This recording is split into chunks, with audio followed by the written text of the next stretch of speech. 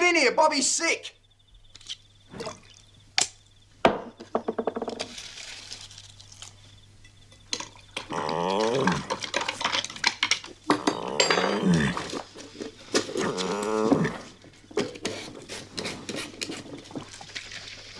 What did he eat yesterday?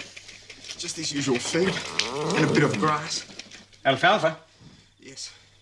Was it wet? Look, it's not colic, it's something worse. I know what I'm doing.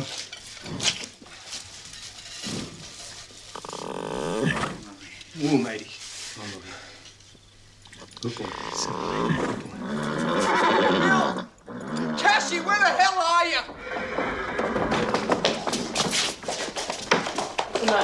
It's getting worse, Bill.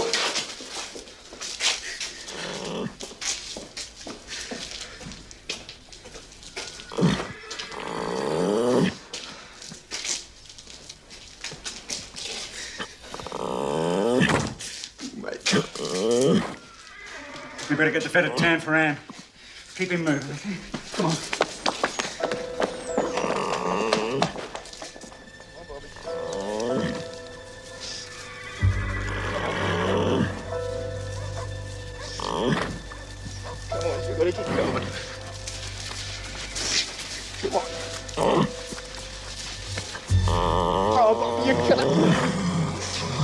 Please, get up. Please. Please make him get up. Oh, Bobby. No. No, you can't die. Please. Please, no.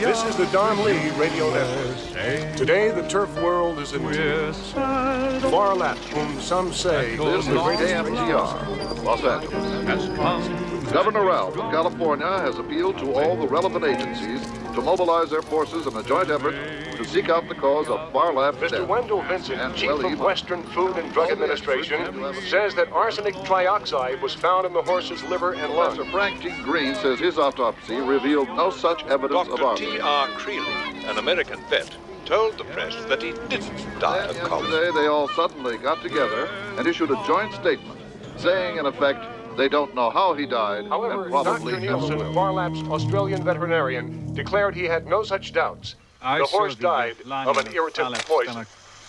And I know what it means when the lining has been eaten away. I'd like to come to some other conclusion, but I'm afraid it's impossible. Please stand for 30 seconds as a tribute to the great racehorse Farlap, who died last week. This is KMTR, Los Angeles. Mr. Telford?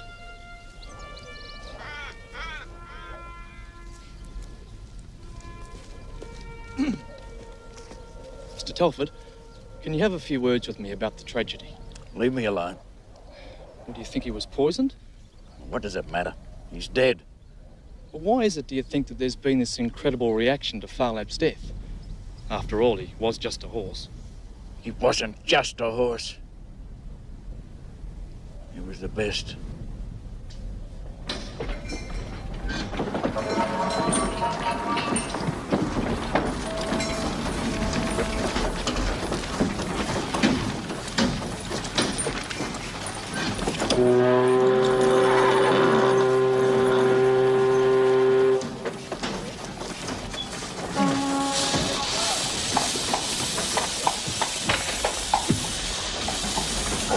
He's a bit skinny, isn't he, Harry? He's lost condition on the voyage over. Harry's only come from New Zealand. Well, he's just a colt. Why's he got all those warts? Well, you don't buy horses just for their looks. I wonder what your American friend's going to say.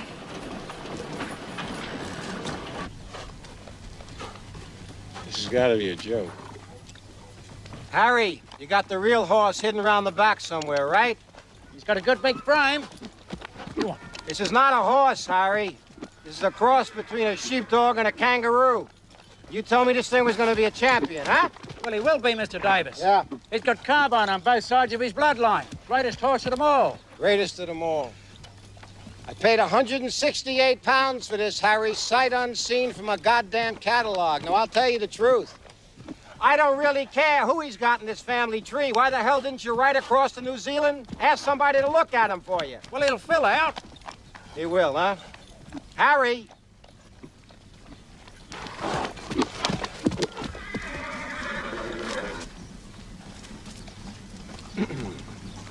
Some guy told me his sire and dam were hopeless. Didn't win a race between them. Night raid out of... Entreaty. Entreaty. Did not win a single race. Either one of them. Well, he's got good blood further back. Now, no one looks further back. Sell him. But you got to give him a chance. Why? I'm not paying you to feed and train something that looks like that. I'm not in the habit of throwing good money after bad, my friend. Well, if you sell him without giving him a chance, you're a fool. I assure you I'm no fool. Sell him for the best price you can get. I'll lease him then. Well, I can't buy him. Haven't got the money. You sign him over to me for 3 years, I'll pay for his upkeep. Give you a third of his winnings. 3 years? Well, if you're so bloody sure he's a no-hoper, what have you got to lose? What have I got to lose? How can we afford to lease him, Harry? I'm the one who has to face the feed merchant when he comes for his money on Mondays. You just scoot out the back. You've got about as much faith in me as Davis. You know who that colt's got in his bloodline? Carbine, twice through Muscat. St. Frasquin, Prairwood, Harry! Winky. I haven't even got the money to buy your son's new shoes. Or kept his clothes are hand-me-downs.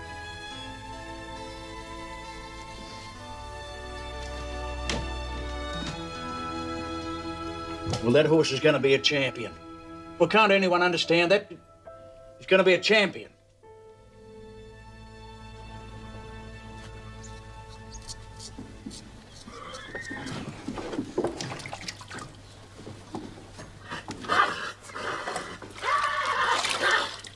Get out, you bastard! It's a big fella. Happy Harry's horse. Come on!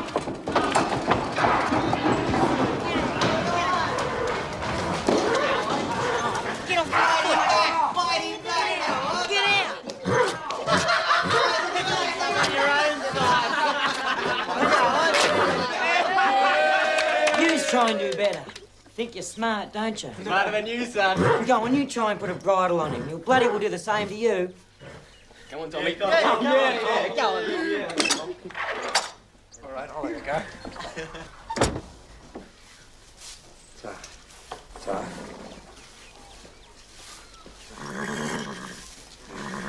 Ooh, little mate.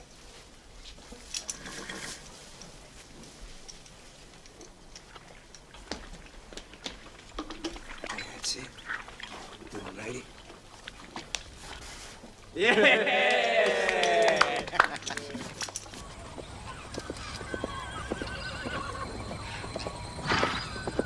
You got a real go this time, Harry. You can pick him, Harry. Harry knows his bloodlines. I reckon you pick one like that for me. Oh, you bloody...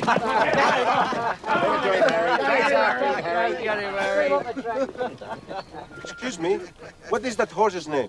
Milk horse, galloping giraffe, camel, rocket. How about lightning? Mr. Ping, what's the word for lightning in your lingo? Farlap. Got a name for the colt, Harry? Lay off, McCready. No, seriously, Pingy reckons it's really lucky. I'll write it down for you, Mr. Telford. Very lucky.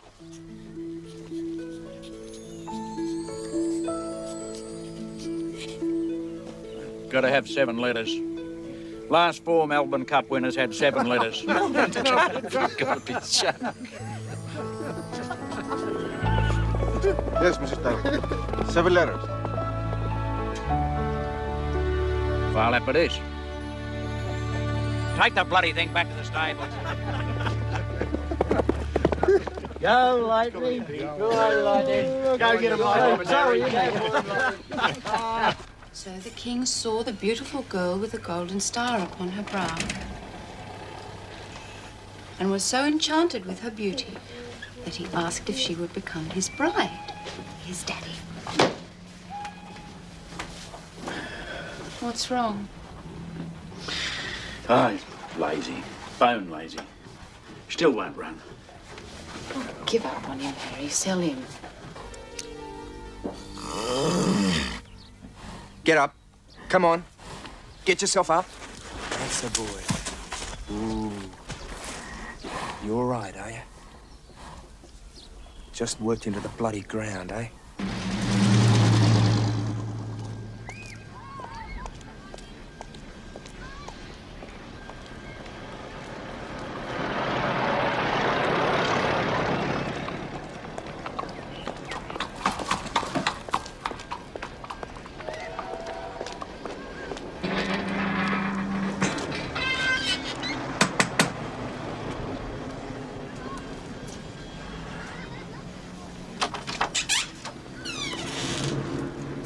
I can't pay you this week, Tommy. Just have to wait till I have a win. I didn't come about that. I've just seen Farlap. Oh, yeah? He shouldn't have been left like that, boss. He looks half dead. And I don't think you should work him so hard. There's one thing I don't tolerate, Sonny. Stable hands who tell me how to do my job. Now pack your things and clear out. I was just worried about the horse. Hard work never killed any horse. If a few more trainers cotton onto that, they might do a lot better. Now pack your things and get.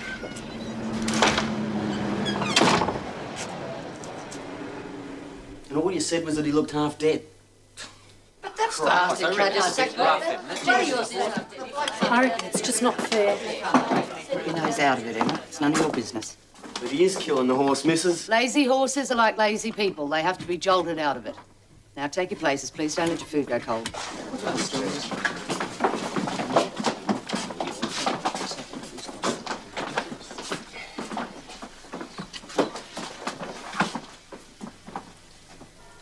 For what we are about to receive, may the Lord make us truly thankful. Amen. Amen.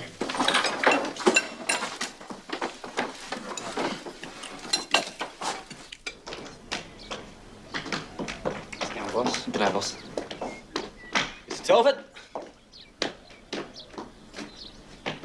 Boss. The boss. Don't go back up the bush, Tommy. Some other trainer will give you a job. Not when they hear I got the sack. Yes, they will, Tommy. They know what old Telford's like. Enough of that. Mr. Telford's here to see you, Tommy. He's out on the porch.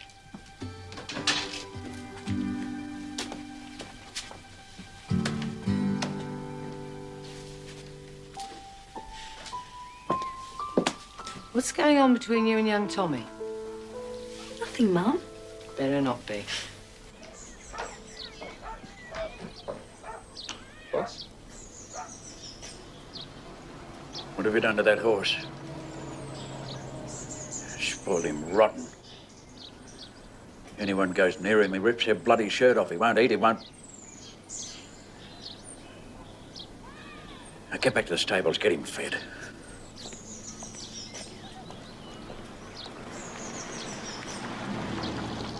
Reckon I got my job back. She's a rude old cow. I wouldn't go back. Better go. Bobby will fret. Bobby. Farlap. See you later. As they come around the turn with about 2 furlongs to go, Ruger on the inside about to be challenged by Queenston the centre, and further out is Clear Ray.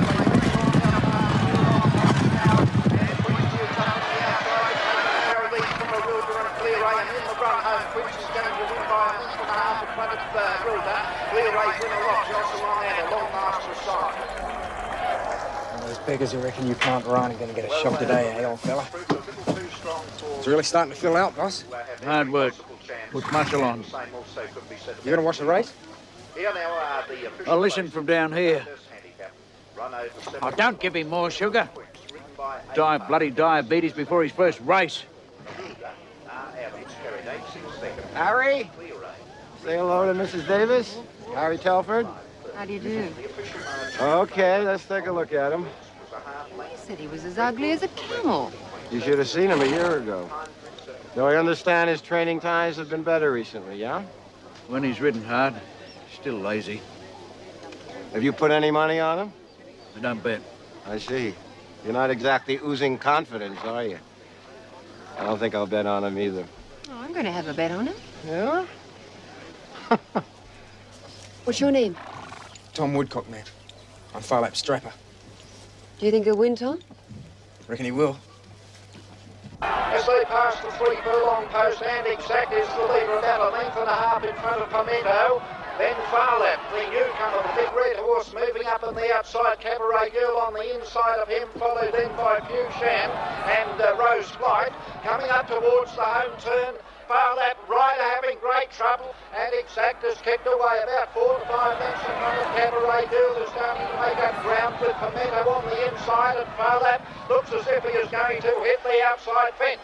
As they straighten up for the run to the judge now, and Exact is 4 to 5 lengths in front of Pimento, and Cabaret Girl moving up on the outside, and Farlap still racing wide with half a furlong to go. It's all Exact, and Exact is going to win easily about 6 minutes in front of Cabaret Girl. Pimento third, long distance in the Fushan from Rose Flight, and Farlap ran last.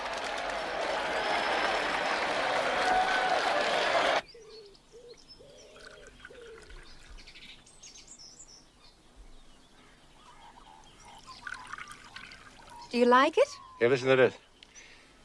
The big 2-year-old Far lad, I can't even get the horse's name right, enhanced his reputation for consistency by finishing last yet again.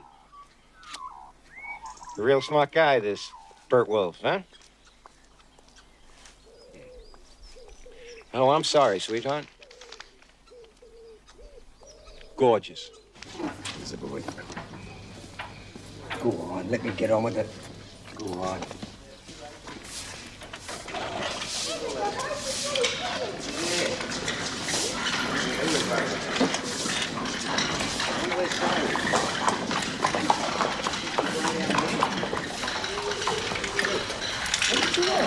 Here. Get yourself. All right, up we go.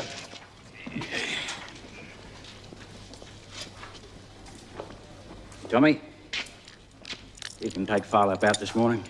I'm taking young Cappy for a ride on Sally. And work him hard. How's Lightning, Tommy? Good. Harry given up on him, has he? Yeah, he's still in bed. You better hang on to him, he might take off.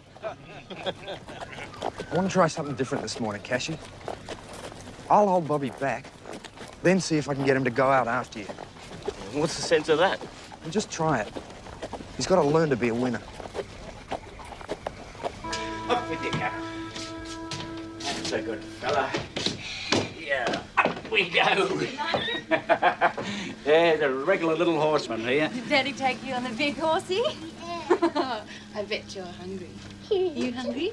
We'll take your shoes and socks off. What's all this? I thought I told you to stop all that. You needed the money.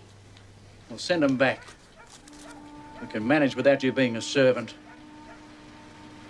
How, Harry? We can manage.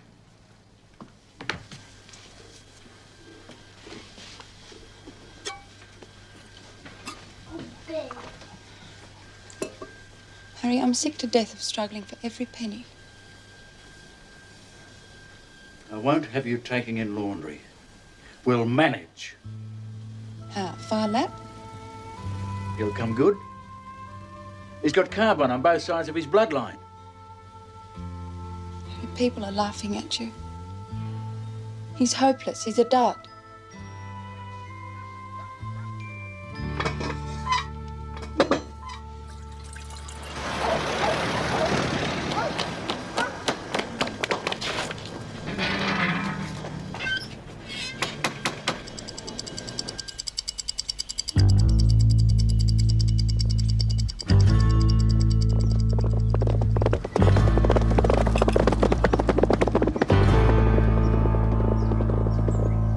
That's right. He's flying, Mr. Davis. Yeah, I always knew he'd come good. Just need a lot of hard work put into him. I've knocked that lazy streak out of him at last. No, you wait till you see him next time. First race over road was on one of Reg's horses. You reckon I got a chance, I said? Yeah, he said. The 5 other jockeys have backed you for a fortune. Could I have a word with you in private, Jim? Oh, you can talk in front of these blokes, Harry. If they hear it direct, they can't spread any rumours. I've got a good horse for you, for the Derby. Yeah? Who? Farlap. I reckon I'm fixed up for the Derby, Harry, but I'll keep it in mind.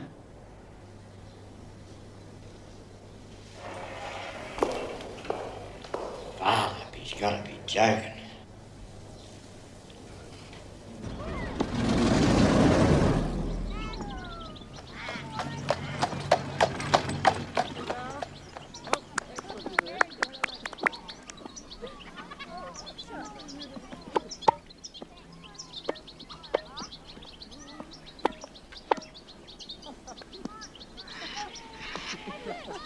Harry, best horses in the country are entered into the Derby.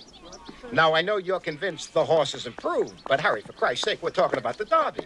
I'll be back in a second, honey. Sorry. I'm hoping to get Jim Pike. Jim Pike? Now, I know you're dreaming. Why would Jim Pike want to ride Farlap? Huh? He said he'd keep him in mind. Come on, he was being polite. Look, Harry, you want to enter him, you enter him. But you make sure you do it under your name, not mine. I'm not going to be humiliated in front of all the top owners in this country, believe me. I need 30 quid to enter him. Oh, boy. You want to enter him, you find the money. That was part of our deal, right? I tried. Then I'm in very good company when I say no.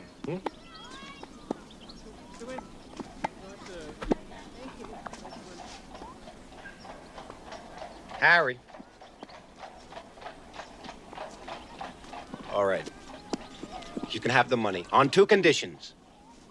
1, you don't use my name. And 2, if that horse doesn't race well this time, we sell him. Race well. He's got to win. I owe more than 300 quid and I can't pay my rent.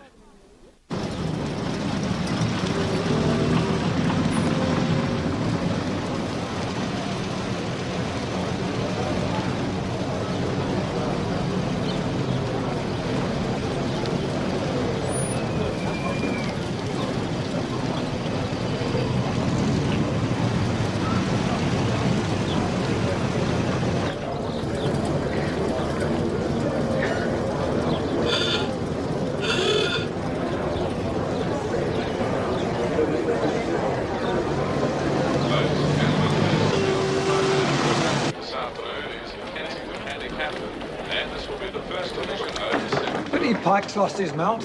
Masterful horseman. Compulsive gambler, though. Good luck in the Derby, Mr. McKinnon. Well, thank you. We think we're going to give you a run for your money. You've got a horse in the Derby, Mrs. Davis. My husband, David. How do you do? Sir Samuel Horton. Sir Samuel? Yes, we have. Farlap.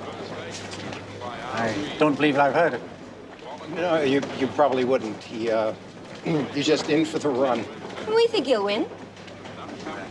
And where did you get him? New Zealand, for 168 pounds. Quite a bargain. Isn't your horse a New Zealander? Canada. Yes, he is. Who in the blazes were they? Pushy little Jew, sells dinnerware, door to door. Knows nothing about horses. He's not a member, is he? Hard to keep him out these days. Handsome woman, though. Did you have to do that? What? McKinnon practically runs racing in this country. Did you have to tell him what Farlap cost? He paid 10 times that much for carriage.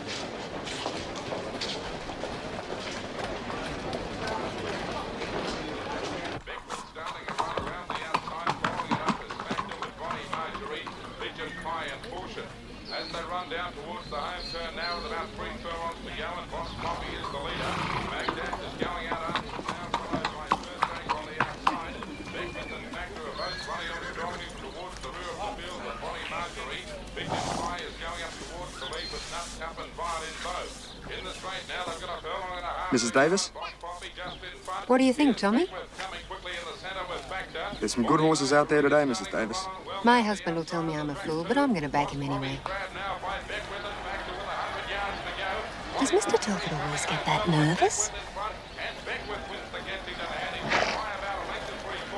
If Bobby doesn't win today, he's finished. Suppose I am too.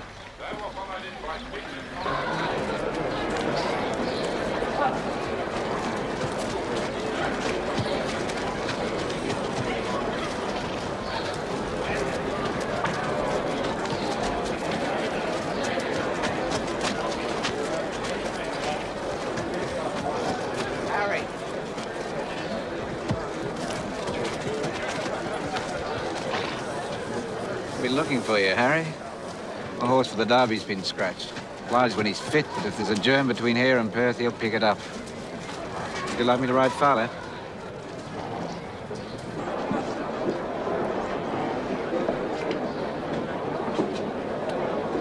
£20? You bet 20? B, you're crazy, you know that? Why? Why did you do that? I just felt lucky. Ladies and gentlemen, there has been a late change of rider. Number 2, Farlap, will now be ridden by J. Pike. Pike? What does he do? Go! For the AJC Derby, and Carradale was one of the best to begin. It's being ridden hard with lead in the early stages. Oh, Farlap has missed the start badly. He's fast as they settle down and race down the straight. £20.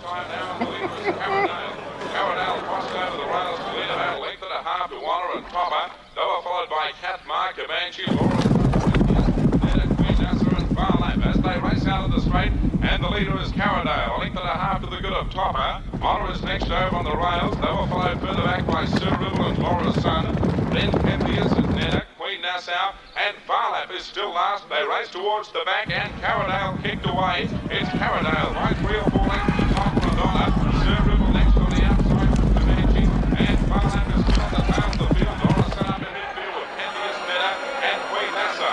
But Carradale shows the way out in front of him. 2 or 3 lengths to the good of Honor over on the inside. Here's Farlap going around them quickly now, about 3 and 4 deep. Go, Bobby!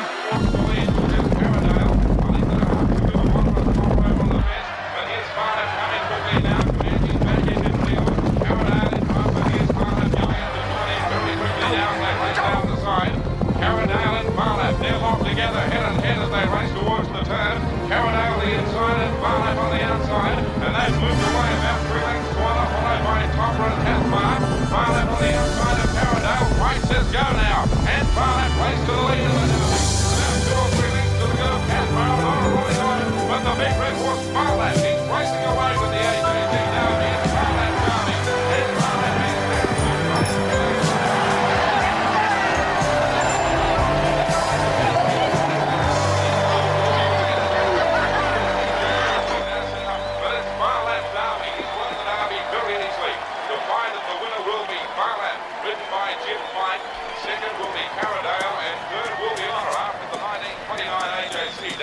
Come on, boss, you got to get the sash. He missed the start early, was tailed off last, and Carradale looked to be travelling Come, very well Tommy. down the side.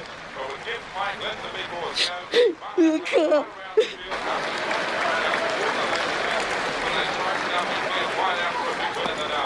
Number 2, Farlap, J. Pike to win. Second is number 9, Carradale. Don't say I didn't warn you, Mr. McKinnon. The AJC Derby with Farlap the winner. Congratulations, Mrs. Davis. Davis. Promising horse. I'll be interested to see how he performs. And he gets a decent weight on his back.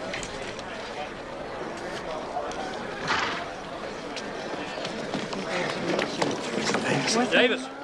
Yes? Ah. Gentlemen. Is it true you've always thought the horse wasn't any good? No. Who told you that? It's a story going round. Well, there's no truth to it. I've had utter faith in this horse from the very beginning. Then why did you lease him to Harry Telford? Oh, because Mr. Telford found the horse, and I thought it was only fair. Now, I want to make it clear that I've had absolute faith in this horse from the very first moment I laid eyes upon him. I suppose you had a lot of money on him then. Well, We did quite well. thank you. £7,135. Well, a third of it has to go to Davis. Oh, Harry, let's put it into something safe. Your brother reckons we should buy a property. You can't raise sheep. You've said it yourself a dozen times that training is a rotten life. Oh, yeah, well, it is. I mean, you've just got a few hacks stuck in rented stables. I'm going to have my own place now. Love and run things my way. And Cappy and I'll see even less of you than we do now. Well, what do you think it's like for us, Harry? You're up at 3:30 every morning, and by the afternoon you're dead on your feet. But what do you expect me to do, woman? Slink off back to the bush just when I finally get my chance?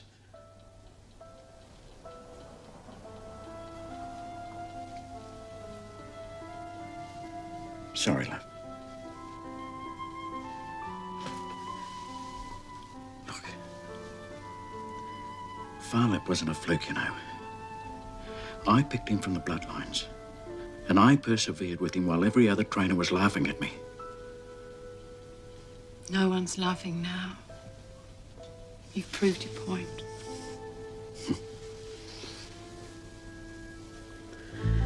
I haven't even begun. I know more about bloodlines and training than any other bastard in this country. By the time I've finished, they'll all know it. The Red Terror, here he is in action again, only cantering this time. Our cameraman is racing after him, but he's getting away. After him, Malcolm Campbell, or you'll lose him. The sand roll, and how far Lap enjoys it. Rolls the wrinkles out, he tells the stable boy, young Tommy Woodcock. Come here, sir. I want my sugar. I've earned it. Oh, what a horse. Back to it. Come on. Come on, get that contraption out of here.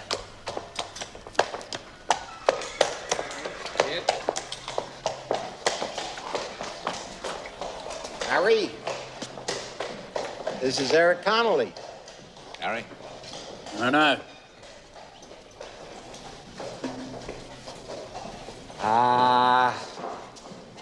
Harry? Eric's been kind enough to offer some suggestions about managing Farlap's career. I'll bet he has. Which races the horse is allowed to win, and which ones he's not. Stake money, Harry. Peanuts. Compared with what you could make with a few well-placed bets. When I train horses, Connolly, I train them to win. Pulling horses is not in my line.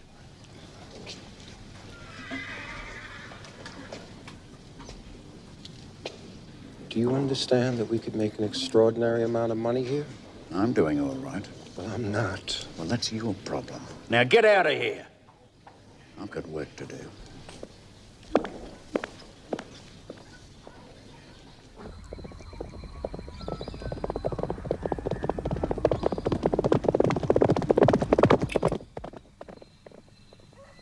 What's wrong with you? He's being worked too hard, boss.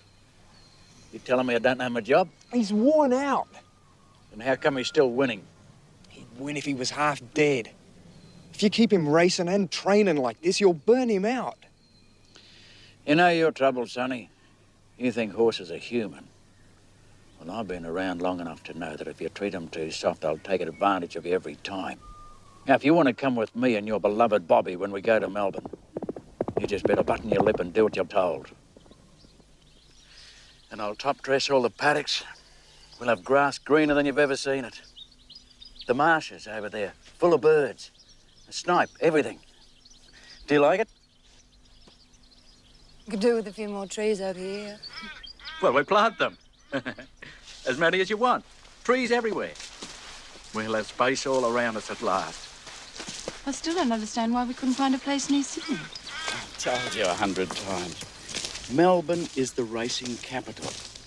The big owners are here, the big races, the big crowds. If you're going to make your mark, this is the place you have to be. I'll just miss my friends. Well, we'll make new ones. Good God, woman, when this place is set up, it'll be like paradise. You don't have to beat the visitors up with a stick. Look, I'm going to have a racetrack over here. I'll really make something of that wreck of a house. Can we have a bit of a garden? Yeah, roses and everything. Swings and slides for Cappy. It's hard to imagine. As long as we're not getting in too deep. I've worked on a shoestring long enough to know that the only way to make it in this game is to do it big. Now, you buy your yearlings, you train them hard, and if they don't shape up, you get rid of them and bring in some more. Sol's no fool. He wouldn't be lending me money if there's any risk. Every champion for the next 20 years is going to come out of this place.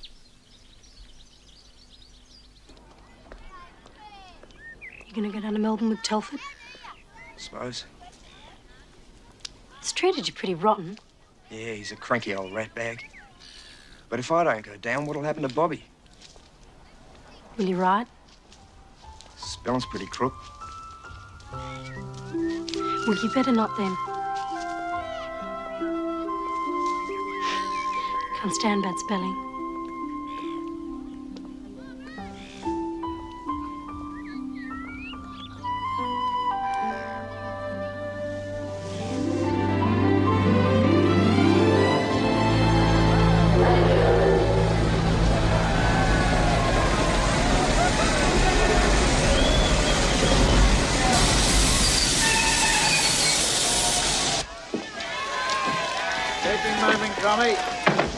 Harry, how did the Wonder Horse travel? Oh, I love the way you blokes keep calling him the Wonder Horse. You weren't calling him that when he was losing all his races at the start. Well, he's really found form now. Well, who do you think made him find the form? You reckon he learned to run all by himself? And you think he'll win the Melbourne Cup? Of course he will, and the Caulfield Cup. You've entered him in both. Why not? He'll win them. A lot of owners would think it was too strenuous for him. A lot of owners don't know anything about horses. We've heard a lot about this new training establishment you're starting at Braeside. Is it ready yet? Near enough. Make way. Stand back. Stand back, please.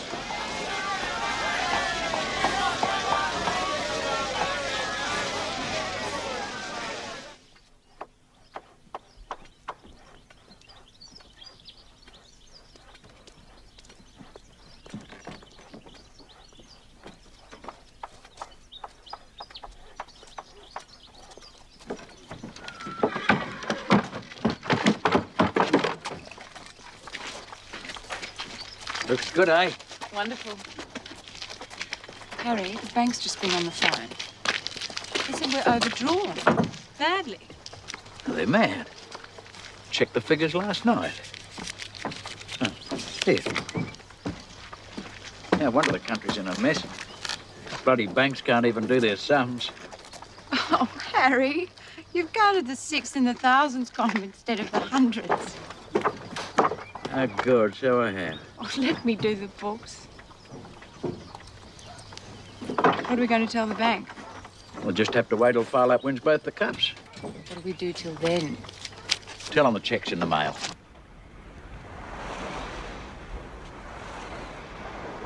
Amonis and Farlap, the two best horses in the country, right? Now, if they both race in the Caulfield Cup, no offense, May, but Farlap's going to come in first and Amonis second. And if they both race in the Melbourne Cup, the same thing's going to happen, okay? Now, B, if you were a bookmaker and I wanted to lay a bet with you that Farlap would win both cups, what kind of odds would you give me? Very short odds. Right. Now, if I wanted to lay a bet that Amonis would win the Caulfield and Farlap the Melbourne, then what kind of odds would you give me? Much better odds. Amonis won't beat Farlap. Exactly. So we put the money on the Amonis, Farlap double, now at what, Eric? 20, 30 to 1. And at the last minute, we scratch Farlap from the Caulfield and make a fortune. Can you do things like that? Well, can you get the money on, Eric? I'll have bets laid all around the country before they know what's hit them. Because we only have one problem, convincing Harry to pull Farlap out of the Caulfield. Give him a share of the winnings. An honest man is someone who hasn't had a good enough offer. You don't know Harry. All right, look. I'll go through the figures with you once again. Whether you win both cups or not, you're still going to be bankrupt within the next 6 months. Here. Some of those yearlings are going to be champions. You won't know that for at least a year. Harry, I am offering you 20,000 pounds cash to scratch Farlap from the Caulfield Cup. No. No. You're crazy. You're absolutely crazy. What the hell is the difference? He'll still win the Melbourne Cup. That's the important one. He's going to win them both. Why? Because it's what every trainer worth his salt dreams. Dreams? Vi, you're good with figures. Will you please explain to the man that I'm right? Will you tell him that he's going to be broke within 6 months? Harry's been in this game for 20 years and he's never been dishonest. We can sell the yearlings and put off staff. Harry, scratch the horse and take the 20,000.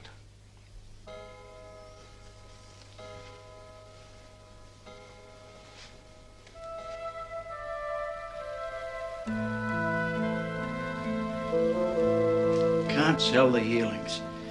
One of them will turn out to be a champion, nothing surer. We can start again in a year, Harry. Anyway, we don't have to sell all of them. Maybe he has been raced too much. Perhaps he does need a rest.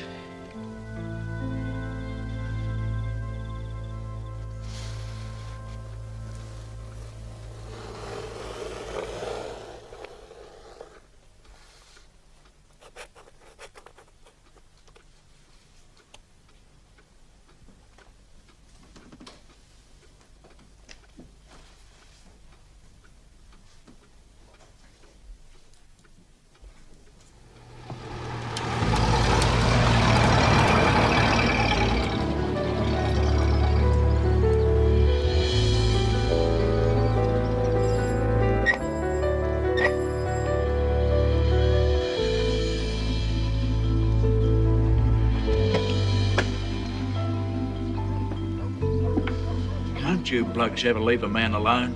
I've been trying to telephone you, Harry, but you're always engaged. I'll leave the bloody phone off the hook and you still do your best to drive me balmy. Why did you scratch Farlap from the Caulfield Cup, Harry? He's run down, needs a rest. You told me a few days ago he was at his peak. Why don't you just clear off? Harry, someone's put 50,000 on Amonis to win the Caulfield and Farlap to win the Melbourne.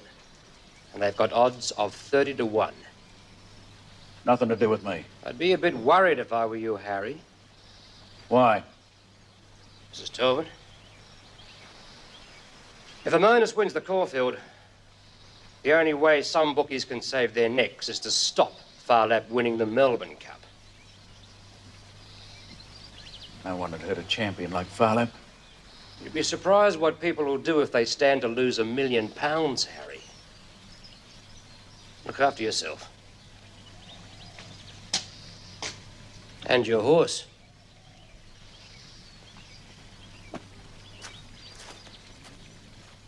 They're rounding the home turn, and Muratti is the leader from Lamprey Shadow King. Second Winter's joining in as they straighten up, and Amonis is coming with a big turn of speed.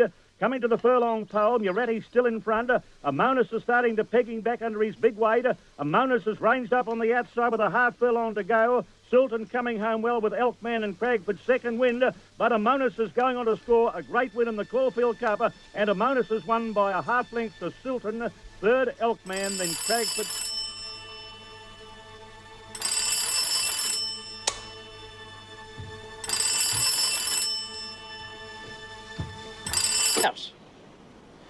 I started getting these letters as soon as Amonis won the Caulfield Cup. Now, they say the big fella's going to be poisoned, run down by a truck, shot up by poison dart, have acid thrown in his eyes. Well, how would you like that sort of thing in the mail? I'm going to call the police. No! I don't want you to do that. There's no reason. Woodcock is with the horse all the time. Well, his life's at stake, too. If you don't call the police, I will. Harry, if you call the police, they're only going to ask why the horse is getting all these threats. You understand? All right. I'll hire a guard if it'll make you happy.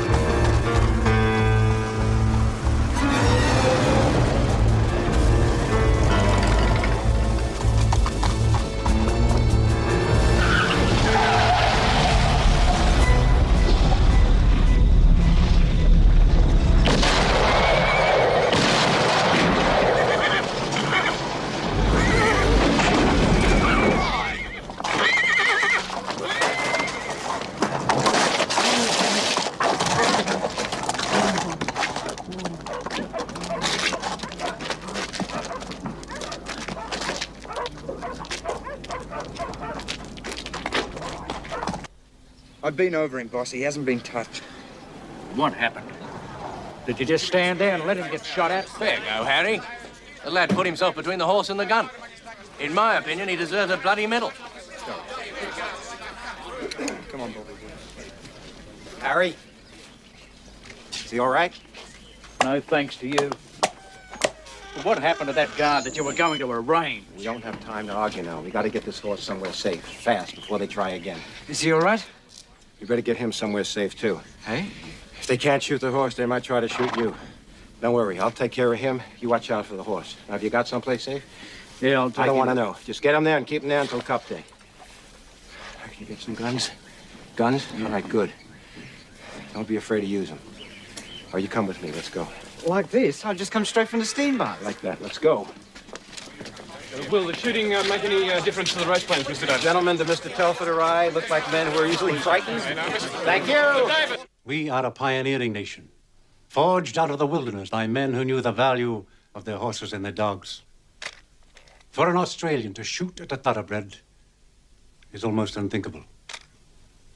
In my books, this is a day of profound national shame.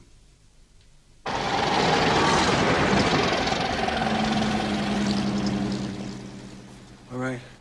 I don't want you leaving this room for anything. There'll be a guard outside the door to get you your food. Food? You must be joking. I've got another 4 pounds to lose. No bloody steam bar. Don't eat.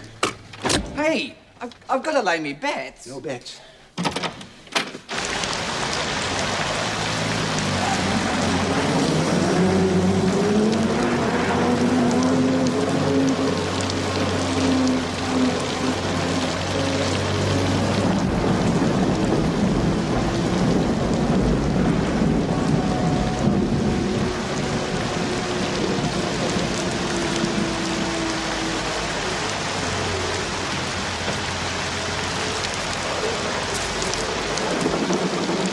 Mr. Raymond? Look, whereabouts your stables? Right.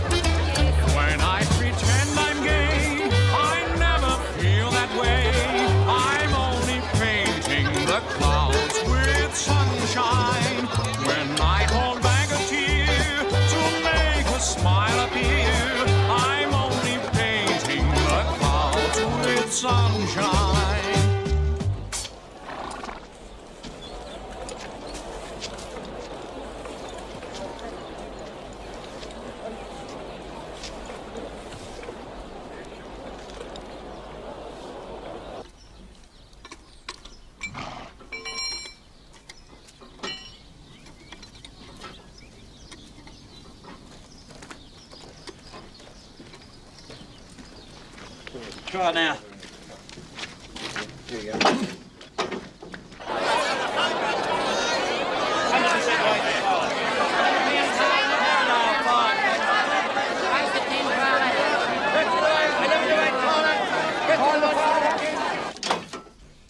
Give him there and a go.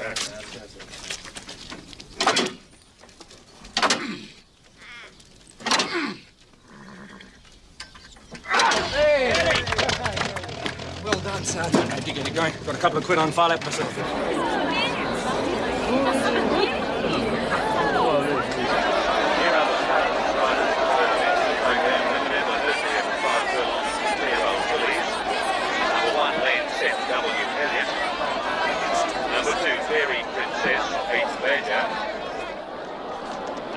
Veronique, E. Bartle. Oh, okay, you think you're riding your way up here.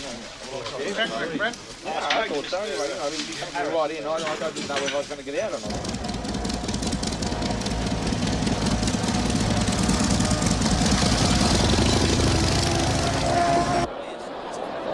Number 6, Scotch Note, J. Daniels. 7, Devon Maid in first. Davis. Number 8, Kalina, A. Wilson. Yes. 9. Where's that horse of yours? I wish I knew. If he's not here an hour before the race, he'll be disqualified. You try that and you'll have a riot on your hands. Half this country's backing today. Number 11, Donna Celeste will be ridden. We'll put the race back 15 minutes.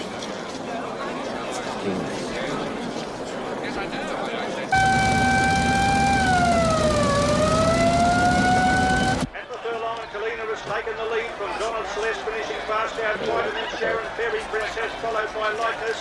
But Galena well clear close to home is going Harry? to win. And Where the hell is he? What? Well, he should have been here an hour ago. It's a fortune at stake and you lose the goddamn horse. Don't blame me. What do you mean don't blame you? The horse was your responsibility. Come on, find him. Fast. Let's go. All right. Starters for the Melbourne Cup of 1930 are now parading in the If he's here, I'll ride him. If he's not, I won't. Fair enough. You can get a chance to back myself in any case. Here are the starters and riders in the 1930 Melbourne Cup. I just sent Telford out to look for him. Davis, there's really nothing more I can do, is there? We can't wait any longer. We've got rules. Yeah. Well, I suggest you get your committee together and change the rules. For Caradale, 89. Number 5, Shadow King, 84. 6, Stardom, 82, is Dempsey. Where the hell are they?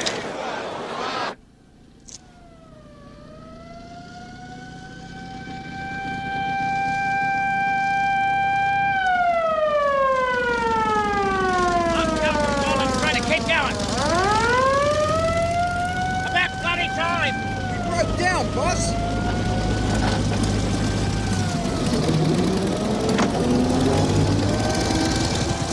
Won't be long now, Bobby boy.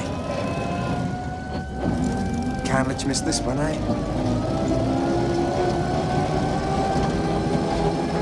As the horses file out onto the track, the mystery still remains. Where is Farlap? Go around to the members. You can't go in there. Do as you bloody well told.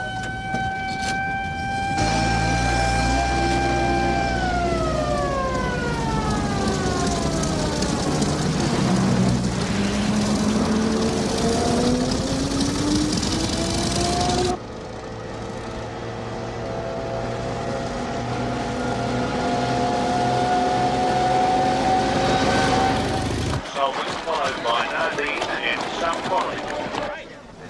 Shadow King just going down the back, picture of fitness.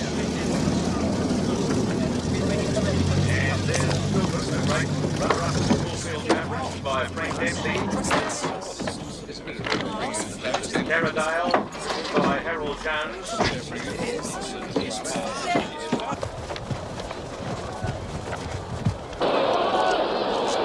they're moving up pretty well. Farlap coming up towards the outside. Caradale, Firstmaker, and Tugilla. And they're getting some sort of a line. Shadow King standing well. Farlap, the red colours, the white sleeves, black armband, and red cap, holding a picture of fitness as they move up for a start at the 1930 Melbourne Cup. Stardom coming in very well. Steady. Moving up. Steady. Go. And they're off. And on the inside, first out was second win from Tugilla, who began well. Temptation is prominent. And Caradale is up there in the leading division as they come onto the course proper the first time. Where the leader here is Temptation showing out from Caradale. Going forward on the outside, and he was followed by second wind. And a bit further back, the Shadow King and Farlap has got well back in the field as they come down the straight past the fence. The Wonder Horse seems to have run out of steam. You can't buy real quality for 160 guineas. Caradale's going well, Lachlan. He's going to win me that cup. And the Farlap is next on the inside, ready. And the fairway back, the Shadow King on the side of the track.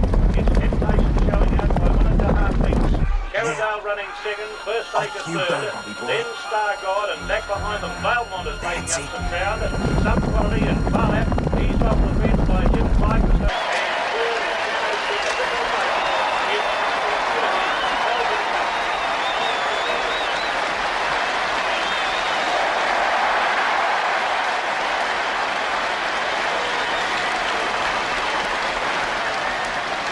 Now, don't get carried away. A little bit of modesty wouldn't go astray. Does he really know why they're cheering? No, it's the only reason he wins. Known as a peacock. That's it.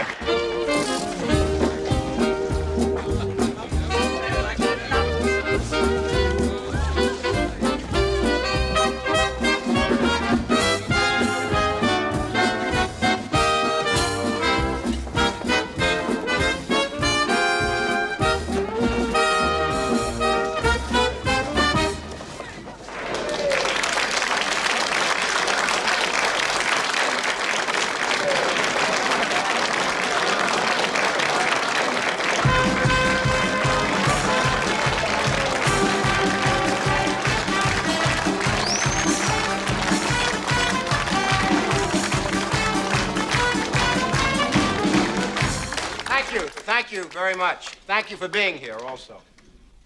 Guys, could you play something local for my very dear and very close friend, Mr. Harry Telford? Thank you.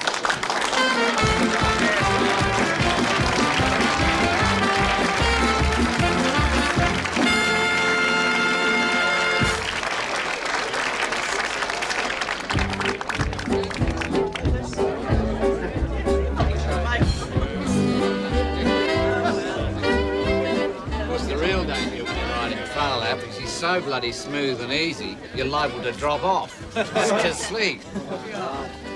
You see, you got this big easy stride. Congratulations, Mr. Davis. Boys, here you are, kid. Thanks very much, Mr. Davis. A tenner? A tenner for the best little strapper in Australia? You lousy bastard. He's drunk. The horse only wins because Tom tells him to. Yeah, you tell him. Here you go, Tommy. Here. What are you up? Buy yourself a lemonade. Jimmy, you can't give me that much. I just have. Excuse me. Hey, Davis. Don't be stingy. Let the moss out of your purse. Throws money around like a bloke with no arms. Take it all, kid. Thanks. Anyway, so there I am having a little snooze, and suddenly I wake up, and we're halfway down the straight, and all these horses out in front. And I thought, crikey, I might have to use the whip.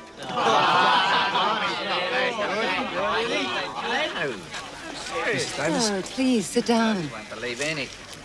How does it feel to be a wealthy man? I reckon I should give some back. Back? I came over to give you some more. Oh, Mrs. Davis, But no. Dave won a fortune today. Thanks. What are you going to do with it? God, I don't know.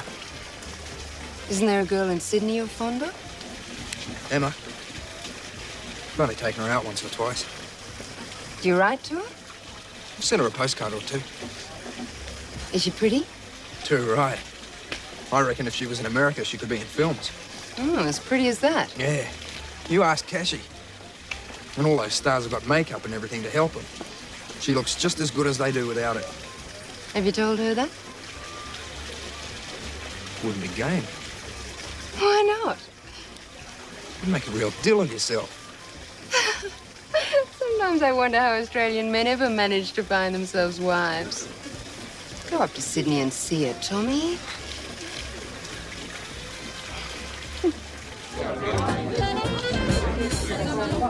I want you to know that whatever differences you and I have had personally through the years, I have never, ever doubted your ability as a trainer.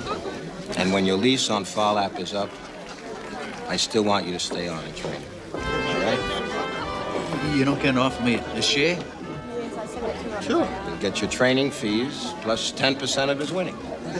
But I found that, boss. I made him a champion. And you've also had him for 3 years and won yourself a Melbourne Cup. You give me 50% of him, or find some other trainer.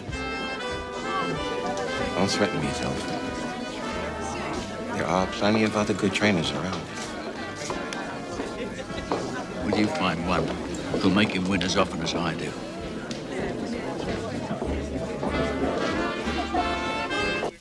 Stubborn bastard. Who? Harry. He wants a half share on the horse. You believe it? As if it was his right. He's done very well with the horse, Dave. So? You think he's entitled to a half share? Well, people will think you're being pretty unfair if you don't offer. The hell do I care what people think? Where were all these people when I was 11 years old and walked halfway across Europe? Nobody lifted a goddamn finger to help me. Huh? Would it be wise to change trainers? Harry's had a lot of success. All right, I'll offer him a half share, but he's going to pay me good money for it, whether he likes it or not.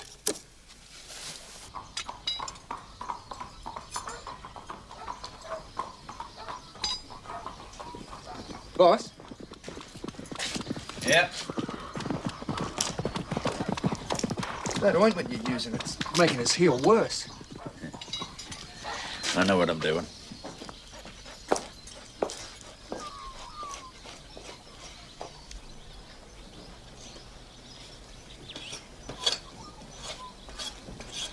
Is it getting any better? Worse. Well, what does this mean in terms of the horse's future? Mightn't have a future. Wait a minute, Harry. A cracked heel can't stop a horse from racing. Can it? I'm afraid so, Dave. Happens all the time. Man would be a fool to pay 20,000 for a share in the big fella now.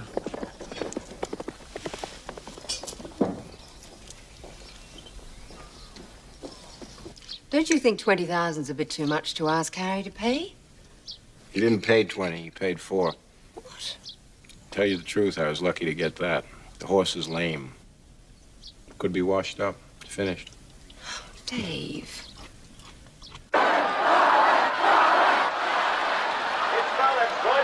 No future, huh?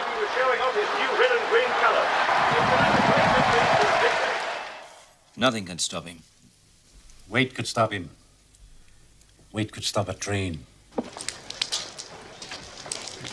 Hey, I'd like you to meet Jim Crofton. Jim? Dave, quite a horse you got there. Yeah, thanks. He barely won by a whisker today. It's a wonder he could run at all with all the weight they put on him. If you want my candid opinion, I think it's criminal. Jim runs the Agua Caliente racecourse in Oh, yeah. Mexico. Yeah. I'll level with you, Dave. We're organizing a really big race down there. We want your horse. We'll pay all your expenses, of course. $100,000 stake. Richest race in history. You seem to be struggling to win today. Apart from all the weight, he's got a crook heel and a bad cold. Oh, Tommy. His pulse is still racing. Well, why did Mr. Telford enter him if he's got a cold? Oh, he enters him for everything and trains him to death as well. Why? He needs the money to keep Brayside going. He's pretty obsessed with Brayside, isn't he? Oh, he's mad. He bought another 10 yearlings last week. None of them look any good to me.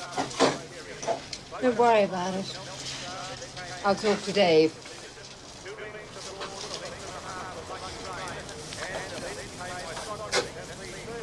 I shouldn't have said anything, Mrs. Davis. I can understand how you feel. You'll be all right, mate. You'll be all right. Did you ever go and see Emma? No. Heard she was going around with another bloke. Tommy, you can't give in like that. Go and see her. And make your intentions clear. Go on. Propose. Yeah. Reckon I might.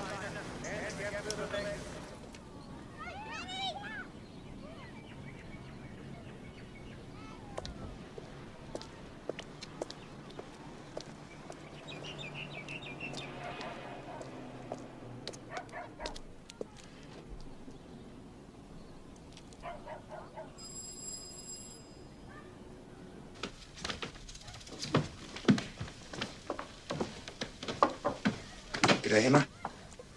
Tommy, what are you doing up here? I've got a present for you. I need. He says you've got to come back straight away. Now. But what about Emma? What about the honeymoon? There's no time, mate. Bobby's real bad. Come on, we've got a car across the street. Wait a minute. I've got to tell her.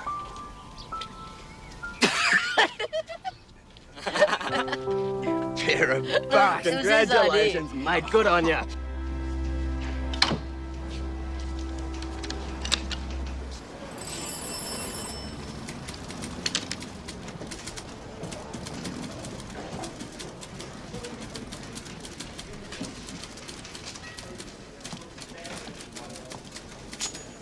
Well, that's the end of Farlap. They've given him 10 stone 10 for the Melbourne Cup. What are they trying to do? Kill him? If they have to. Has any horse ever carried that much weight in a 2-mile race? Nowhere near it. I'm a tolerant man, Jack, as you know. But finally, I'm forced to the conclusion that McKinnon and his cronies are a pack of pricks.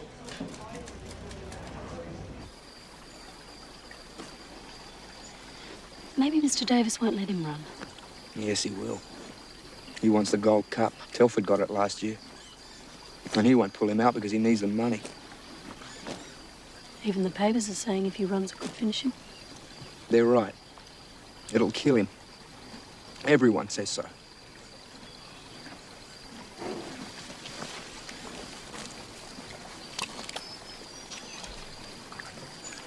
Telford's getting a stack of mail begging him to pull Bobby out.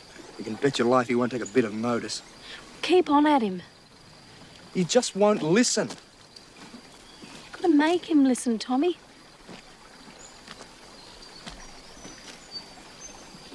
Don't start again. He's running, and that's final. You'll kill him. I'll kill him. Pooh, that bloody horse is killing me. Letters, phone calls, press, telegrams, cranks abused me. Never had a minute's peace since I got him. Don't you care what happens to him? Nothing's going to happen to him. You're the one who's going to have to face your conscience if it does. It's not just up to me. Davis wants that cup. You can forget about that. Boss, you know there's no way he'll win it. Ah, you're probably right. No horse could win over 2 miles carrying that weight. So if Mr. Davis agrees to scratch him, will you go along with it? I suppose I'll have to. It's the only way you'll give me any peace. He won't win it, Mr. Davis. I don't understand why you're so worried. If there's too much weight on him, it'll slow him down, and he won't win. Okay, but you're talking... You'll bust a gut trying, Mr. Davis. Really? I know him. Kid, come on, you want to do me a favor? Cut the violins? Mr. Davis, why do you think he got up last week when he was crook and still won? Why do you think Jim Pikes never had to use the whip? He was in a terrible state after the race day. He'd still try and win if his legs were cut off. Mr. Davis, I know how much you want to win the cup, but... Not just the cup. We have an obligation to the public. He can still keep winning for years in weight for age where they can't handicap him out of it. You're putting his whole future at risk. Tommy knows the horse better than anyone. All right. It's all right with me. But you're still going to have to get Harry to agree, and that is... He already has. Aye.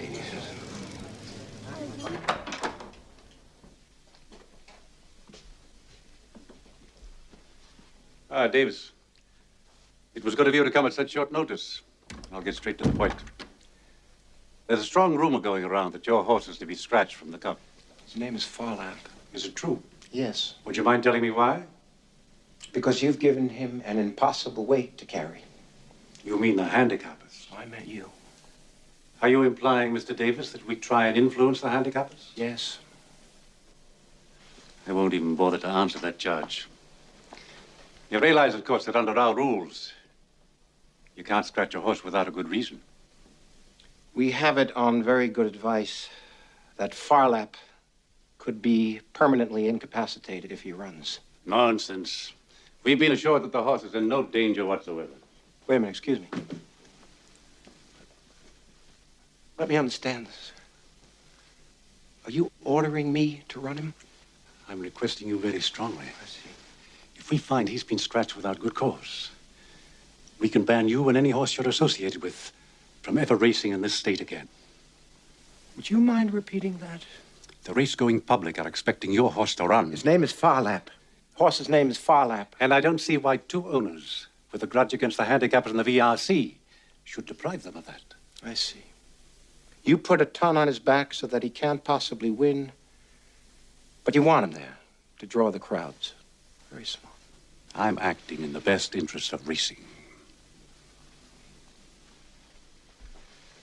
Well, you finally done it, haven't you now, McKinnon? If we scratch him, he's barred from racing. And if we run him, there's a very good chance of his breaking down. And either way, you and your cronies win it all, don't you? I don't think there's any purpose in prolonging this conversation. No, there really isn't.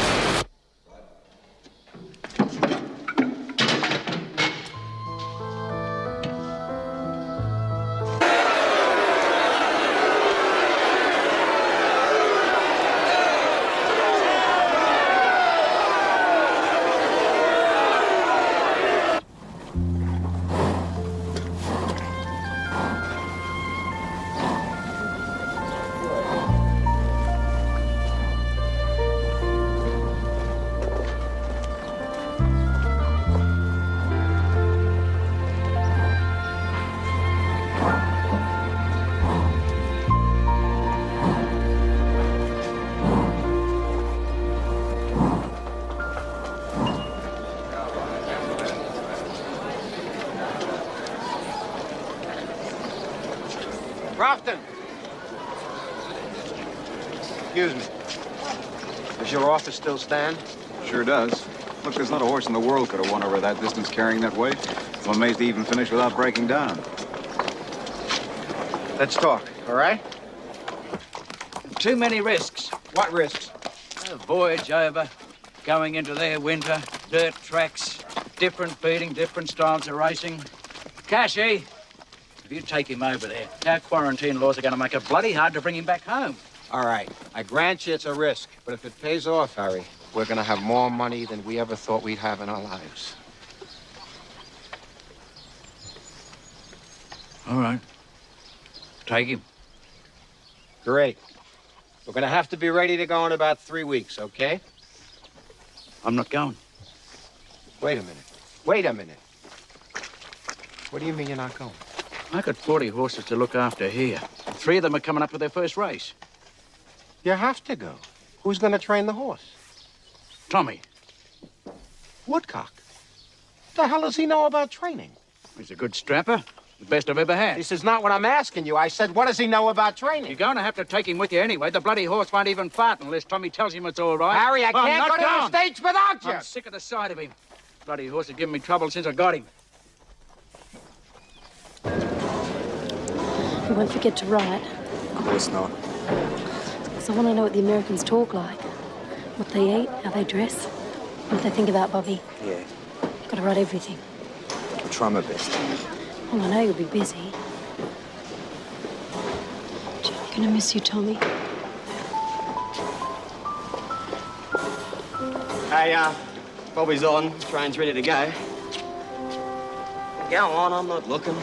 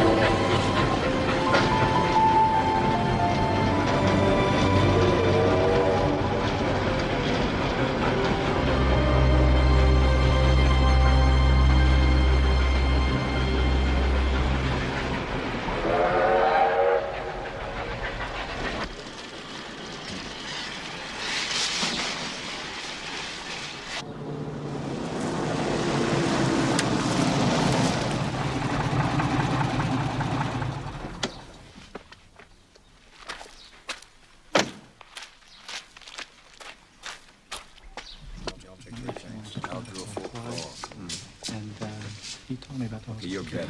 Uh-oh. Here's trouble. What's the call? 50. You're 50. I'm looking at you. You're 50. Back. Well, Dave, what a surprise. All right, don't bullshit me now, Crofton. What's going on? Dave, this is our chairman, Baron Long. You're looking good, Dave. I'm looking terrible.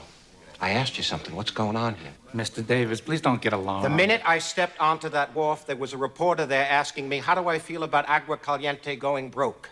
That was a very nice welcome back to my native land. Thank you. Just calm down, Dave. Look, we got a little bit of a cash problem due to the current economic situation. But once our publicity machine gets rolling, that horse of yours is going to pull us right out of the red. If I had known you wanted Farlap as publicity bait, I never would have put him on that boat. Do you know the risks I've taken getting him here? Mr. Davis, don't panic. The race will be run. You'll get your $100,000, plus your expenses, plus your bets, and everyone will end up happy. Sure, by the time the race is run, everybody in America is going to be talking about your horse, Dave.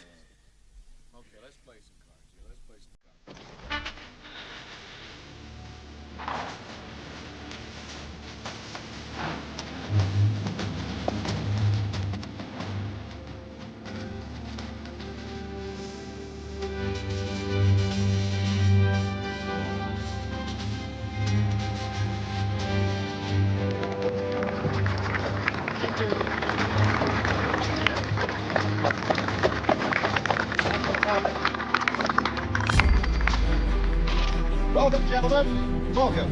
May I introduce you to the lucky owner of the world's greatest galloper, Mr. Dave Davis. Thank you again.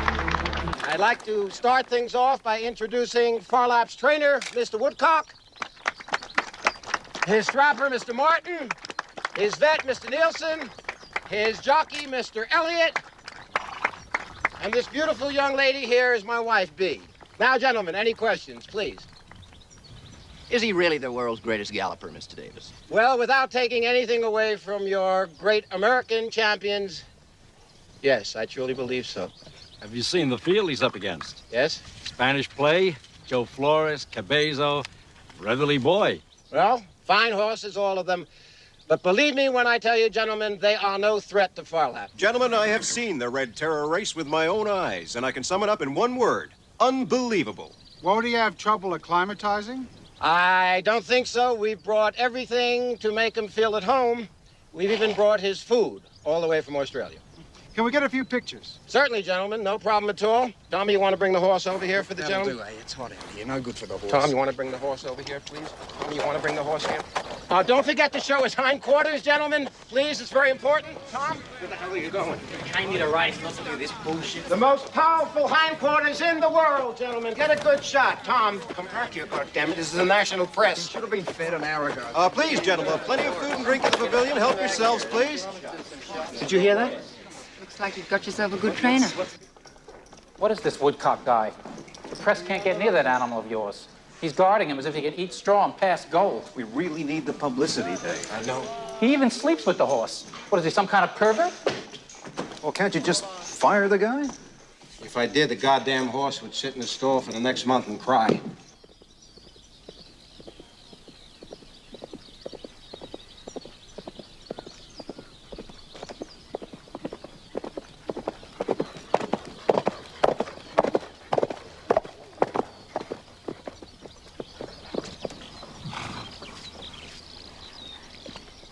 When's he going to gallop?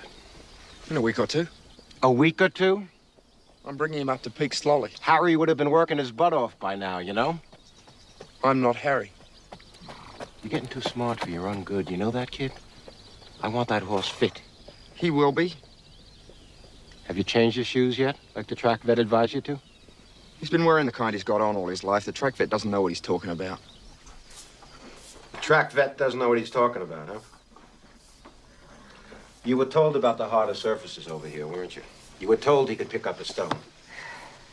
Well? He'll have to be scratched. No. He's got to run. I got him back for a fortune. Well, there's nothing I can do. Half his hoof is hanging off. Cut it away, Bill. It'll heal. Before the race? It'll heal. Tom. Hold it. Is there any chance? It's possible. Then do it. Now, how are you going to get him fit? Walk him. I'll keep him moving all day. You know something? Harry must have been out of his mind when he recommended you as a trainer. And I must have been out of my mind to listen to him. Mr. Davis. What? Harry Telford used to train that horse too hard. If I can get him 90% fit, his heart will get him to the line. The amount of faith you put in that heart of his kid, it must be one hell of an organ. Farlap has stepped on a stone and bruised his foot. How bad? Wait a minute. We put a mud pack on it, and we do not expect that it will significantly interfere with the horse's preparation. Then when are we like... Thank you, gentlemen. That's it. Come on, Davis. Well, it's healing. Faster than I expected, but not fast enough for him to run. He's got to run. If he wins here, I've got offers for him from all over the States. Bill, what about we try fitting bar shoes? It'll support him across here and take pressure off the split. Has he worn them before? No. No, he hasn't. What do you think? Well, it's worth a try. But you won't be able to give him anything but light track work right up to the race. That's all right. All right, huh?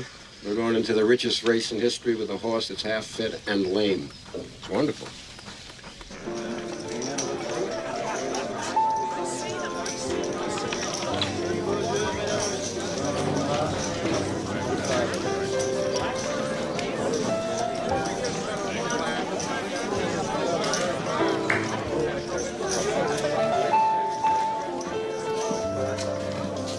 Jimmy, what the hell is happening with Farlap? Baron, there's no problem. There better not be. The whole of the U.S. is talking about the horse.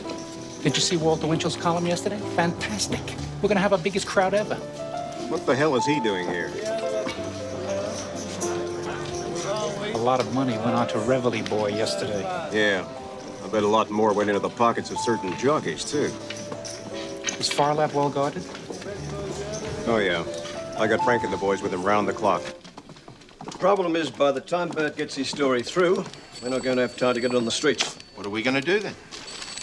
We have 2 versions ready to go. If he wins, Australian Wonder Horse beats the world.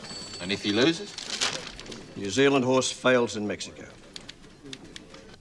Harry? There's something wrong with these figures. There's £2,000 missing somewhere. Yeah, I had a bet. On Farlap. No, one of my colts on Saturday. He lost. Harry, you never bet. I did, and he lost. £2,000? Harry, if you're going to start gambling our money away, I'd like to be told.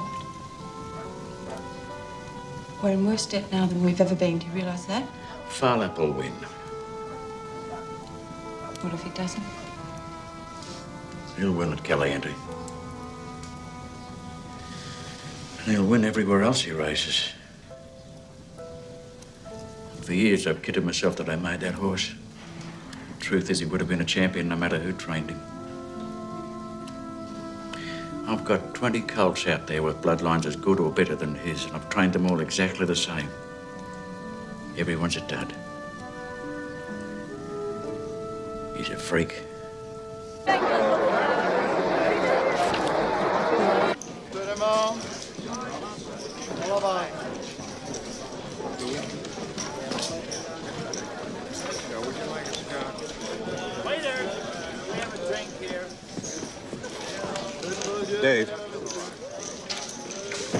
Dave, if your horse wins today, get him out of here quickly and have him guarded from here on in. What are you talking about?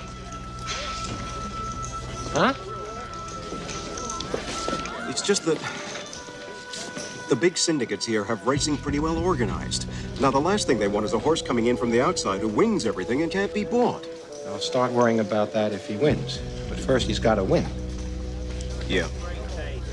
Well, just keep him clear of the pack, that's all. There's a rumor going around that some of the jockeys have been paid to keep him boxed in on the rails. Look, Dave, if something's good, that's okay. But if something's too good, that upsets the whole system. Be careful, huh?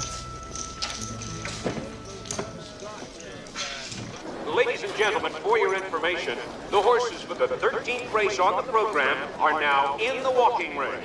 Horses for the Aqua Listen to me closely. Handicap are in the I want you to take them out to the front of the bunch right from the start. They're going to try to box you in on the rails. He You understand? can't start fast. It'll put too much strain on the hook. I said he starts fast, and that is an order.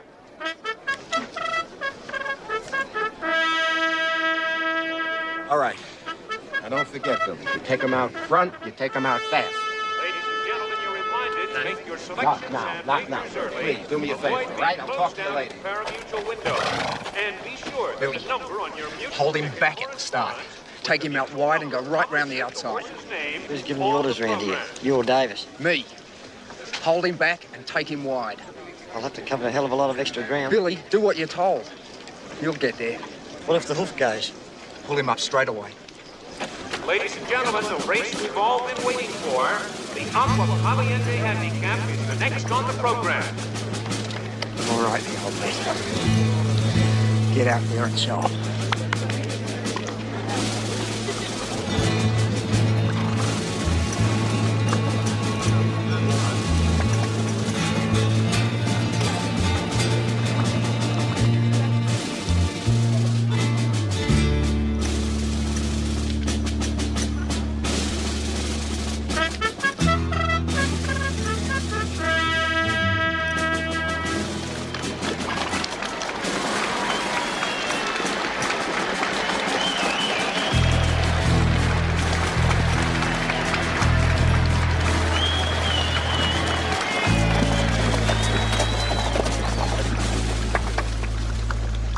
The horses have reached the post. They're ready to start the Aqua Caliente Handicap. Good cut from the inside of Jockey Morgan. Then Scimitar, Spanish Play. Reveille Boy is in post 4. Bahamas with jockey John Longden starting from post position number 5. And the second choice this afternoon. Joe Flores is next, then comes Dr. Freeman. Farlap is in post position number 8, followed by Marine, and Cabeza is on the outside. We're ready for the start of the Aqua Caliente Handicap. Marshall Cassidy ready to send the spine field of 10 on their way for a distance of 1.25 miles. The track is fast this afternoon. Go! And they're up! Farlap on the outside, off slowly. That's Farlap last. And on the front end, there goes Flores charging up to take the lead as Johnny Longden moves Bahamas on the outside in the second spot. Far back, Farlap is the trailer. Off slowly was Farlap. Now, Kill you, Woodcock! So help me God, I'll kill you! Flores showing the way by half lane. Bahamas is in the second spot. Hold him, Billy. Not racing third. Cabeza is next with Reveille Boy between horses. Marine follows. After that, it's Dr. Freeland, Scimitar, Spanish Play, and Farlap is the trailer. It looks like the Australian champion is not going to run his race today. As the field moves to the clubhouse turn, Joe Flores on the inside leads it by half lane. On the outside, Bahamas and Johnny Longden charging up to challenge early. Good Pot is racing third. Now Reveille Boy finds room between horses 4. Cabeza is next. After that is Right round them, Bob. That's it. Mr. Telford, can you have a few words with me about the tragedy? Leave me alone. Well, why is it, do you think, that there's been this incredible reaction to Farlap's death? After all, he was just a horse. He wasn't just a horse. He was the best.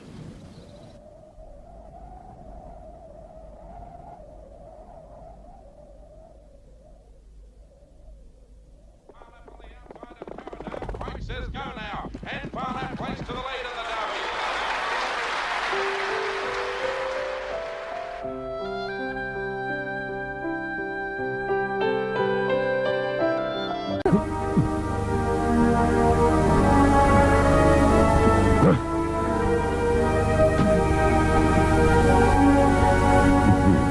Gel bakalım oğulların hası. Senin üstesinden gelemeyeceğin iş varsa domino vallahi. İyi hoş da bizim bineceğimiz oto neden dinamitlendi? Ne diyorsun lan? Ben deli miyim ben lan? Demek ki hasımlarımız yaptı o işi. Oğluma kıyar mıyım ben hiç? Haklısın. Doğru söylüyorsun baba. O halde bu iş tamam. Tamam, yürüyün gidelim. Evet.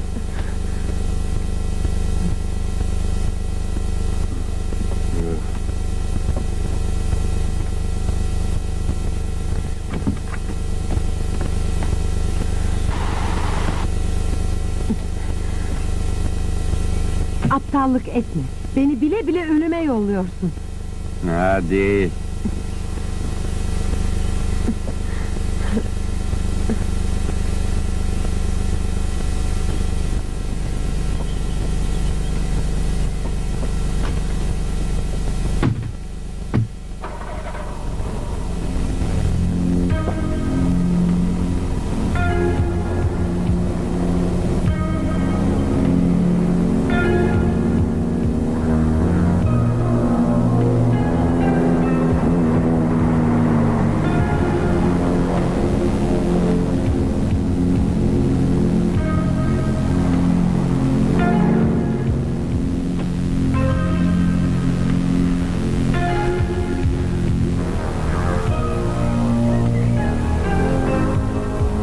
Al arabanın anahtarını, sakın bir yere ayrılayım deme.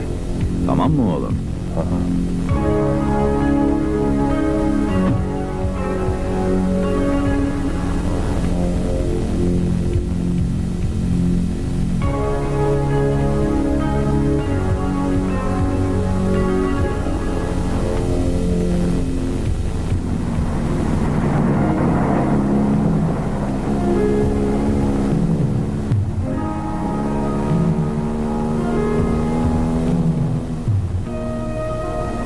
Hayvan herifin adı ne? Adı Ökkeş. Oğlumuz.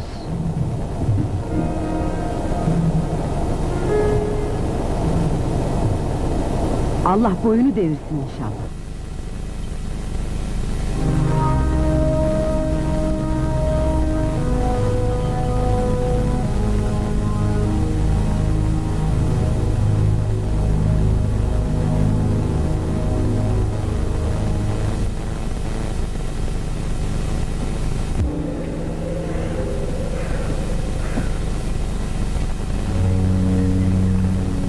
Bana bir rakı versene. Peynir de.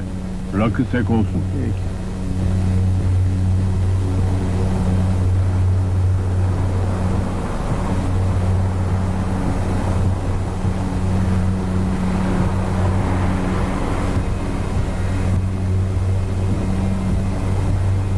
Beyinsiz, ahmak herif.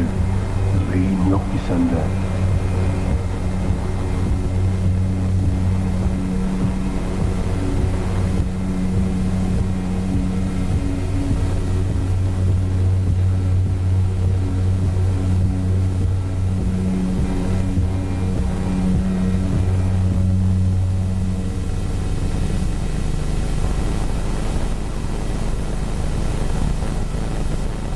Dünya küçük be hemşerim. Hem ne var bunda? Gün olur kavuşursun. Biz ayrılmadık ki. Kız şahidimizdir. Allah Mahkemeye Allah. gidecek. Neden o yana gittiler öyleyse? Ha?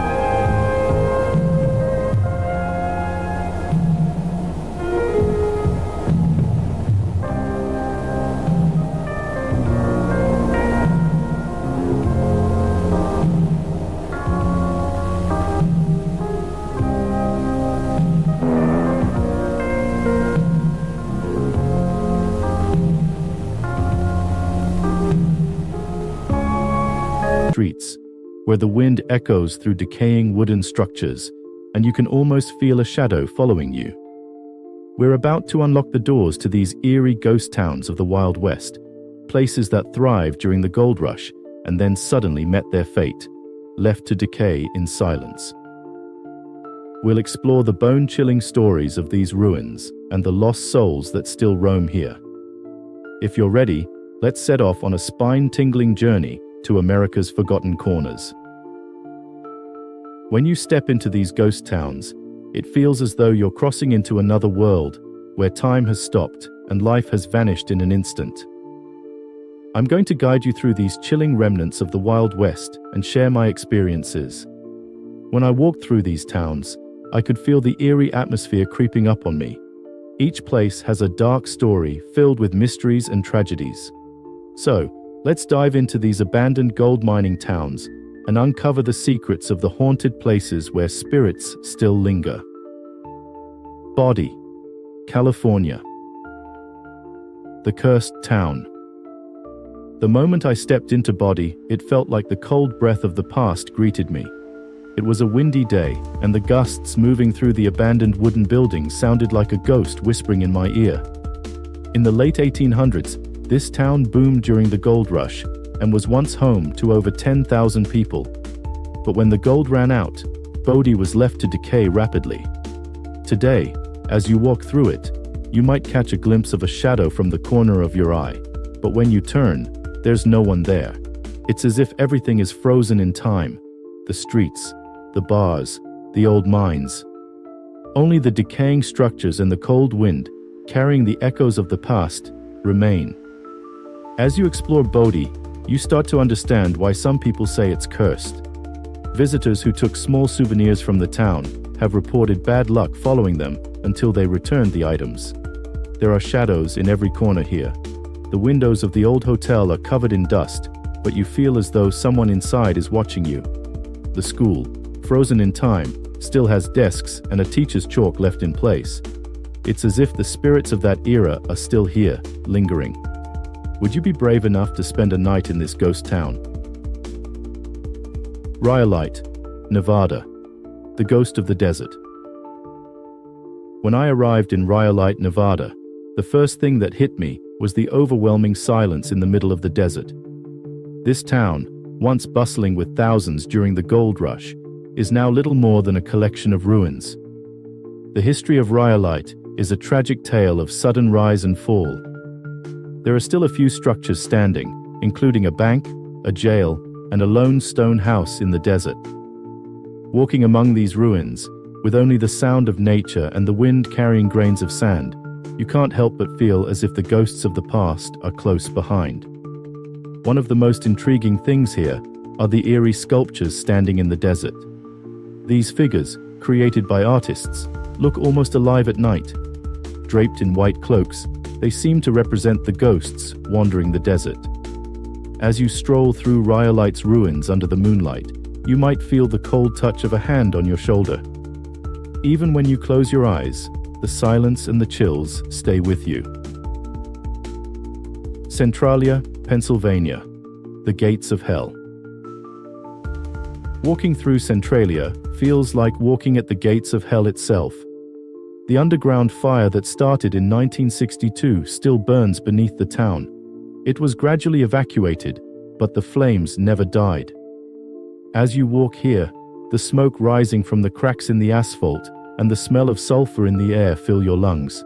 The underground blaze is so intense that sometimes you can feel the heat beneath your feet. You might even see shadows appearing in the smoke as you walk down the road. Some say these shadows belong to those who perished in the fire and still wander here. Spending time here takes courage. Some people report hearing ghostly screams from deep underground and seeing unexplained lights while walking in Centralia at night. As you wander through the old cemetery, it feels like a pair of eyes are watching you from behind the tombstones. The fire still rages, and they say the curse of Centralia follows those who once lived here to the other side. If you dare to visit, you might feel something watching you among the abandoned buildings, counting your steps. Jerome, Arizona. A town haunted by the Wild West. Stepping into Jerome, you get a real sense of what the Wild West was like. This town grew around the copper mines in the 1800s, only to become almost completely abandoned later on. As you walk among the old mines and decaying wooden buildings, you can't shake the feeling that the spirits of the past are still around. There's an old hotel that's now a museum, but some guests claim they weren't alone in their rooms at night. Jerome is known for its paranormal events and tragic history. It's said that the spirits of miners who died in the mines still roam the town and drink at the old saloons at night. The old jail is another place where visitors report hearing strange sounds and feeling sudden chills. As you walk down the streets at night, the shadows of the past seem to accompany you. Salton Sea, California, the decaying vacation. Paradise, Salton Sea was once a popular vacation spot, but now it's a ghost town with decaying buildings and abandoned beaches. As you walk through here, the intense smell of the salty water and decaying fish creates a post-apocalyptic scene. The old hotels, empty pools, and abandoned boats make it hard to imagine this place was ever a paradise. The moonlight reflecting off the water and the deserted beaches at night create a gloomy and eerie atmosphere. When wandering around Salton Sea at night, it feels like the souls of the abandoned vacationers are still spending time here. These ghost towns aren't just filled with ruined buildings and empty streets, they're also steeped in the dark tales of the past and lost spirits. As you walk through these places, it feels as though at any moment you might encounter a ghost from history. If you have the courage to experience these chilling stories firsthand, make sure to visit these towns. But be warned, some say that even after leaving, the curse of these towns can still linger. Until next time, I hope you enjoyed exploring these haunted places. Don't forget to subscribe and share these spine-chilling stories. Stay safe, and remember, some things never truly go away, especially places like these ghost towns. If you're brave enough, step into these towns and wander the silent streets where only your courage and the urge to explore will guide you. But always stay on your guard, for to some, these places are not just abandoned ruins, but graveyards of dusty memories where the dark secrets of the past still whisper.